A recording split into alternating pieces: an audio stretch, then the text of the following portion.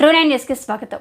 BJP కేంద్రంలోకి మళ్లీ అధికారంలోకి వస్తే రాజ్యాంగం ప్రమాదంలో పడుతుందని నాగర్ కర్నూలు పార్లమెంటు బారాస అభ్యర్థి డాక్టర్ ఆర్ఎస్ ప్రవీణ్ కుమార్ అన్నారు.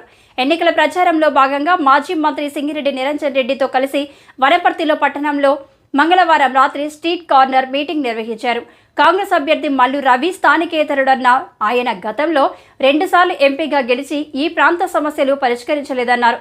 కాంగ్రెస్ బీజేపీ ఒక్కటే నాగర్ కర్నూల్లో బీఆర్ఎస్ను ఓడించేందుకు చీకటి ఒప్పందాలు వేసుకున్నాయని ఆరోపించారు. ఎంపీగా గెలిపిస్తే పార్లమెంట్లో ప్రశ్నించే గొంతుకనే దశాబ్దాలుగా నెలకొన్న సమస్యలు పరిష్కరిస్తానన్నారు.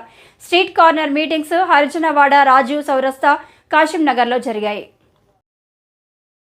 దయచేసి మనమందరం కూడా కలిసికట్టుగా ఉండి అన్న ఆర్ఎస్ ప్రవీణ్ కుమార్ అని కల్పిస్తే ఖచ్చితంగా మన సమస్యలు, మన పరిస్థితి కూడా అంచనా ఉండి తీరుతారు. కూడా ఆ పదవిని త్యాగం చేస్తున్నాడు. ఈరోజు పదవిని త్యాగం చేసుకునే వ్యక్తి ఎవరంటే నిజంగా చెప్పాలంటే ఆర్ఎస్ ప్రవీణ్ కుమార్ సార్ గారు.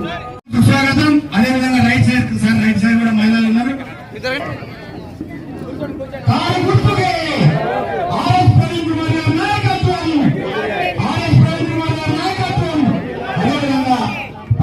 చేసి కుర్చీల పైన కూర్చొని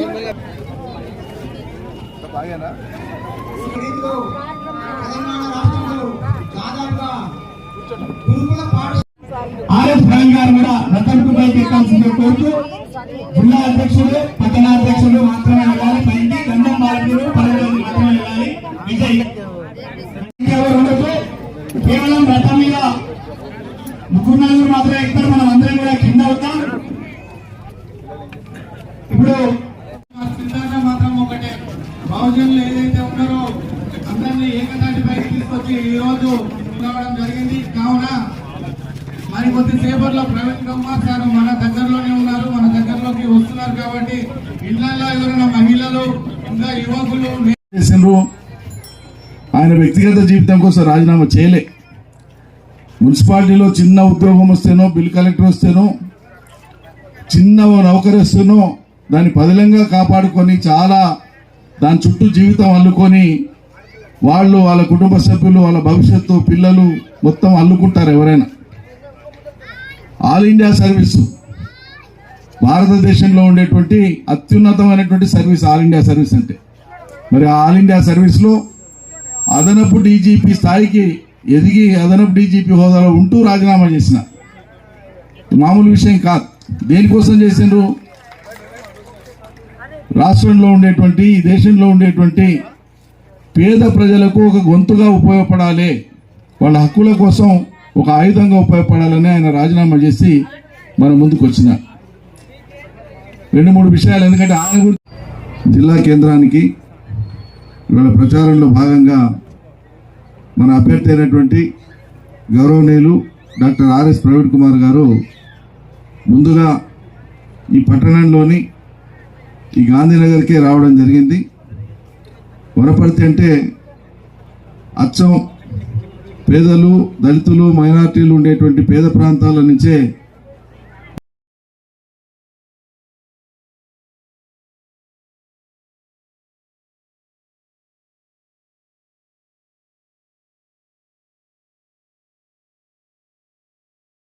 అధికారులు మన గురించి పాలన చేస్తారో అక్కడ మనకు ఒక గొంతుక కావాలి, మన గురించి మాట్లాడే వాళ్ళు కావాలి, ఆ చెల్లెల యొక్క ఇల్లు గురించి మాట్లాడే వాళ్ళు కావాలి, ఆ అమ్మమ్మ కాలు నొప్పి గురించి మాట్లాడే వాళ్ళు కావాలి.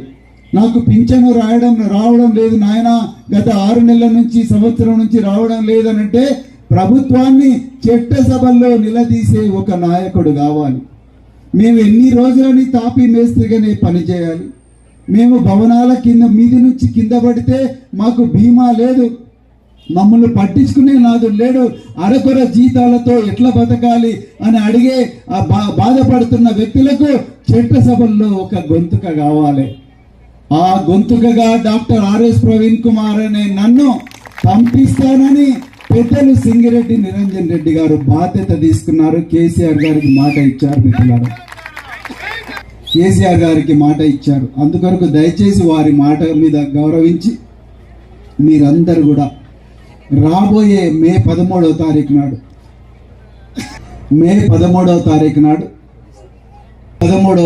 నాడు మీరందరూ కూడా కారు గుర్తుకే ఓటేసి భారీ మెజారిటీతో నన్ను గెలిపించాలి. ఏదో పార్లమెంటులో కూర్చొని కాలు మీద కాలేసుకొని కూర్చొని మిమ్మల్ని పురుగులాగా చూడడానికి కోసం కాదు, మీ కష్టాలు తీర్చడానికి నిరంజన్ రెడ్డి గారి మార్గదర్శనంలో రకరకాల ప్రణాళికలు మీకోసం వేయాలి.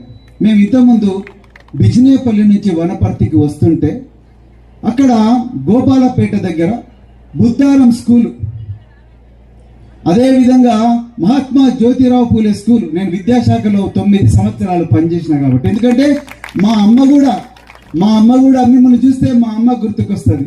85 సంవత్సరాలు ఆమె కూడా చిన్నగా ఉన్నప్పుడు కూలి పని చేసేది. కూలి పని కొడవల్లో పట్టుకొని చిన్నతనంలోనే కూలి పని చేస్తున్న మా అమ్మను ఒక 2 టీచర్లు, ఈ బాలపేరు లాంటి ఒక పెద్దలు, ఒక 2 టీచర్లు, అమ్మా నువ్వు ప్రేమమ్మా నువ్వు కూలి పనికి పోకూడదు తల్లి, నువ్వు పలకా బలపం పట్టుకొని బడికి పోవాలని చెప్పి మా అమ్మను బడికి పంపిస్తే అక్కడి నుండి 10వ తరగతి పాస్ అయి ఒంగోలులో టీచర్ ట్రైనింగ్ కంప్లీట్ చేసి కాలేజీ ఫస్ట్ వచ్చి అక్కడి నుంచి అచ్చంపేటకు టీచర్గా వచ్చింది మా అమ్మ.